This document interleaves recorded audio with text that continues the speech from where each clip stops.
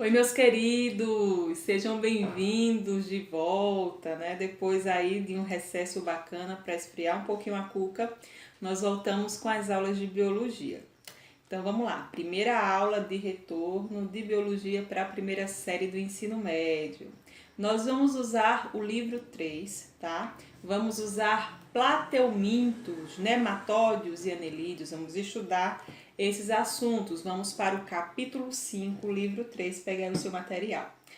Eu vou usar o planeta Bio, como vocês sabem que eu gosto de usar. Tá? Então, nas aulas anteriores, nós falamos um pouco sobre os poríferos e sobre os quinidários. E aí nós vamos continuar nessa linha da zoologia dos invertebrados, onde nós vamos estudar a evolução desses animais. Tá certo? Então, a aula de hoje é falando um pouco sobre os plateumintos. Os plateumintos são vermes do corpo achatado, tá certo? E aí existe aqueles que não causam doenças ao ser humano e aqueles que causam doenças ao ser humano. Primeira informação, são chamados de plateumintos por ter esse corpo achatado, então vermes achatados. São animais triblásticos e acelomados, ou seja, são animais que vão possuir os 3 folhetos embrionários, ectoderme, endoderme, mesoderme e não possuem um celoma verdadeiro. Possui simetria bilateral. Eu consigo dividir o corpo desse animal em 2 partes iguais, em 2 partes simétricas. A maioria dos nemateumintos, dos plateumintos, são de vida livre, tá? Como é o caso da planária, que pode viver tanto em água doce como em água salgada, mas existem os representantes parasitas. As famosas é a tênia, a famosa solitária, quando você ingere carne de porco e boi com os ovos, né, desse verme, e a esquistossomose, a famosa barriga d'água, quando você toma banho em rios ou lagos que tem a presença do caramujo, que vai ser o nosso hospedeiro intermediário. Nós vamos estudar um pouquinho sobre isso nas aulas a seguir.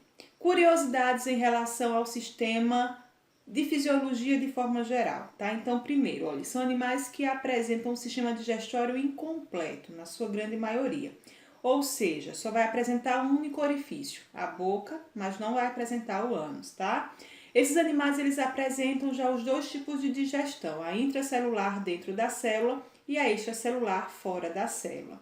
Em relação à respiração, eles não vão apresentar nenhum sistema respiratório. Na verdade, tudo isso vai acontecer por difusão, ou seja, as trocas gasosas entre o verme e o meio. Em relação à excreção, esses animais eles já irão apresentar as células flamas, que são as primeiras células com aquela função de filtrar o sangue, de filtrar aquele líquido presente no verme e retirar os resíduos que podem fazer mal ao animal, tá? Apresenta um sistema nervoso ganglionar e, como foi bem descrito aqui, não há sistema respiratório nem sistema circulatório. Tudo isso vai acontecer por difusão. Só a nível de curiosidade, aqui nós temos a tênia, tá? Especificamente aqui a tênia do porco, Taenia sólio, pela quantidade de ganchos que nós observamos aqui na cabeça, a planária, né, a representante de vida livre, e a esquistossomose, na verdade o esquistossomo, né, o parzinho aqui, ó, esse aqui é o macho e esse aqui é a fêmea, tá certo? Então vamos seguir.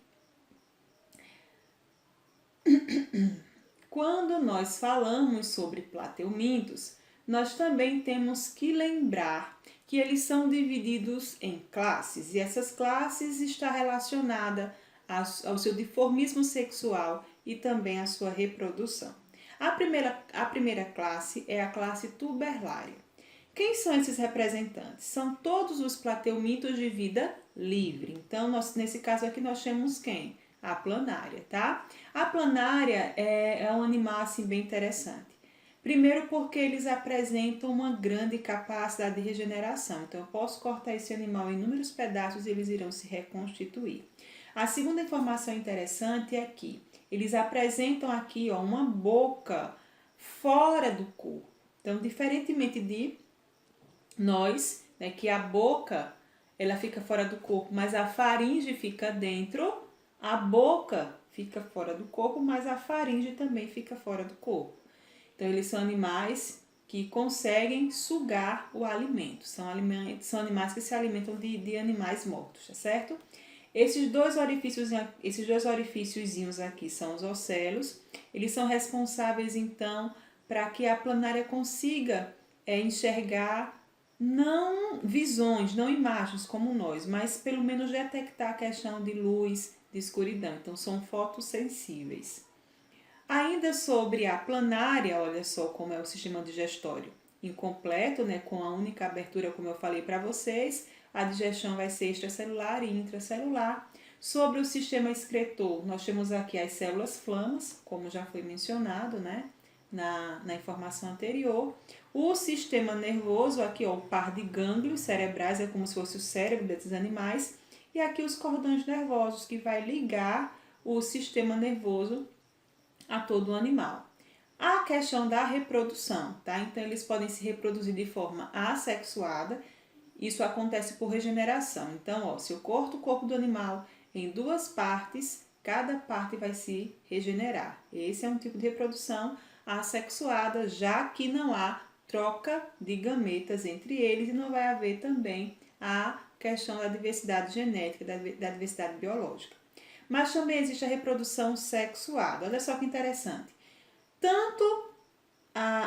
Essas duas planárias aqui, elas vão possuir tanto o órgão reprodutor masculino quanto feminino. Eles apresentam tanto testículo quanto ovário. Só que eles não são capazes de se reproduzir sozinhos, de forma sexuada. Então, é necessário que aconteça a fecundação cruzada. O que é que está acontecendo aqui? Essa planária, ela está doando seus espermatozoides para essa planária e vice-versa, tá? Então, não há troca de óvulos, há apenas trocas de espermatozoides. São animais em que o desenvolvimento ele é direto porque não há fase larval. Então, quando essas cápsulas aqui elas se abrem, nós já temos as planáriazinhas já prontinhas, ela só vai crescer para ficar do tamanho de uma planária adulta, tá certo? Já a classe trematoda é a classe em que se encontra o esquistossoma maçone, que vai ser então o agente etiológico causador da esquistossomose da barriga d'água. Diferentemente da outra classe, eles são animais dioicos, ou seja, quando eu observo aqui essa imagem, eu sei que esse aqui de azul é o macho e eu sei que esse aqui de rosa é a fêmea. Então, eu sei que existe um dimorfismo sexual nisso aí, tá? Os testículos, ele fica aqui, ó, nesse canal genicóforo. E o interessante é que a fêmea ela se aloja aqui nesse canal. E aí ela é levada para onde o macho quer, né, sem gastar energia. E é também aí que acontece o acasalamento. São animais hematófagos que se alimentam exclusivamente de sangue, tá? Então eles são parasitas, eles vivem no nosso intestino, eles vivem no nosso fígado, eles causam até mesmo obstrução nesses sistemas que podem até mesmo levar à morte, tá certo? Então, o esquistossoma maçone, ele é o causador da esquistossomose, tá? Esse aqui é o caramujo, Bifalaria sp. Ele vive especificamente em lagos, em represas, em riachos, vales, açudes, brejos e assim sucessivamente. Ele não nasce com a doença, mas aí, como ele vive nesses lugares de água doce, esse verme, na forma de cercária, ele entra, na verdade, esse verme na forma de miracídio, uma larvazinha, vou mostrar já para vocês, entra no caramujo. E aí, dentro do caramujo, ele evolui para essa forma cercária. Sai do caramujo, já evoluído, e essa forma cercária consegue, então, entrar dentro do nosso corpo por meio de mordidas e causar a doença, tá certo? Então, quando você observa aqui esse esquema, nós conseguimos entender melhor o processo. Então, é o ciclo de vida da esquistossomose. Então, um homem contaminado, né? Então, um homem que tomou banho em uma água doce, dessas que foram citadas, foi mordido por uma cercária. Essa cercária, então, entrou dentro do seu corpo, se tornou adulta, se reproduziu. E aí, como esses parasitas eles ficam especificamente no intestino, então esses vermes e esses ovos, ele fica no intestino grosso. Então, quando o animal defeca, o animal não. Quando o ser humano defeca, essas fezes ela vai conter então os ovos de esquistossomose, tá? Então esse é o primeiro passo. Por isso que essa doença ela é muito comum em países ainda em desenvolvimento ou subdesenvolvidos, onde não há saneamento básico para toda a população, tá? Então esses ovozinhos aqui, ao entrar em contato com a água, ele se transforma nessa larva ciliadazinha aqui, chamada miracídio. Esse miracídio, ele então nada através dessa água doce, procurando então o caramujo, que vai ser o hospedeiro intermediário. Esse caramujo, ele vai fornecer nutrientes necessários para que essa larva chamada miracídio consiga evoluir para essa forma aqui, ó, para a cercária. Tá? Então, é a cercária que depois de 20 dias vai abandonar o caramujo e vai ficar lá na água.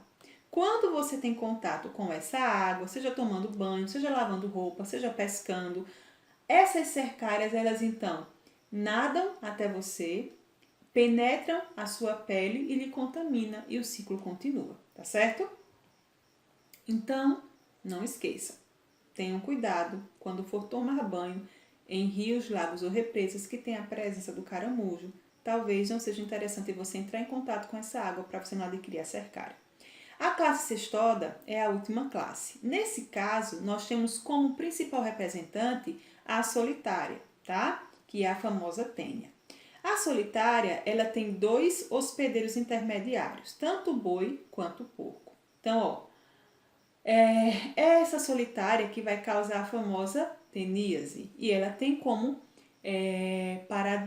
hospedeiro definitivo o ser humano.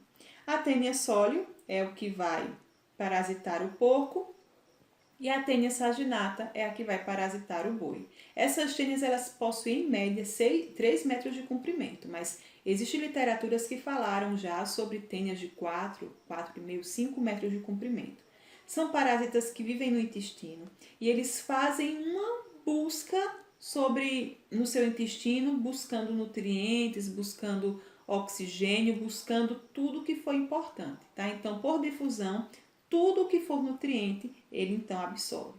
Esses vermes, eles não parasitam o tubo digestivo, tá? Por quê? Porque o seu corpo ele é bem interessante. Como é alongado, ele é dividido então em 3 partes, ou as proglótides, que são essas estruturas aqui, ó, que vai formar todo o animal. Cada divisãozinha dessa é uma proglótide, tá? Essas proglótides vai formar a tênia, mas nós também temos o quê? O escólex. O escólex vai possuir então esse pescoço e a própria cabeça da tênia. São animais hermafroditas, por isso solitária, né? Seria até confuso se não fosse assim. Por que se chama solitária? Porque só existe um verme parasitando o ser humano, mas mesmo assim eles conseguem se reproduzir. Como é que eles conseguem se reproduzir? De forma assexuada, porque eles conseguem então essa autofecundação. Tá? Então, eles se autofecundam. Essas proglótides elas ficam grávidas, ficam cheias de ovos e esses ovos são liberados no meio, do mesmo jeito que acontece com a esquistossomose. A diferença é que o homem, de novo, vai contaminar o solo ou a água. Então, o porco ou o boi, ao ingerir a água ou comer alimentos presentes no solo que esteja contaminado com os ovos, vai adquirir então o ovo da tênia. Esse ovo vai se transformar nessa larva aqui, ó, chamada oncosfera, e aí ela vai migrar para o músculo do animal, que é a parte que nós comemos. Esse animal, então, ele é abatido e ele vai ser ingerido por nós. Quando ele é ingerido de forma mal cozida ou mal assada, que não dá tempo o fogo matar esse micro-organismo, então nós adquirimos esse verme. Ele vai lá para o intestino, se transforma em um verme adulto e todo o processo continua, tá certo? Então a aula de hoje foi sobre plateumintos, falando um pouquinho sobre esse grupo. Espero que vocês tenham gostado e até a próxima.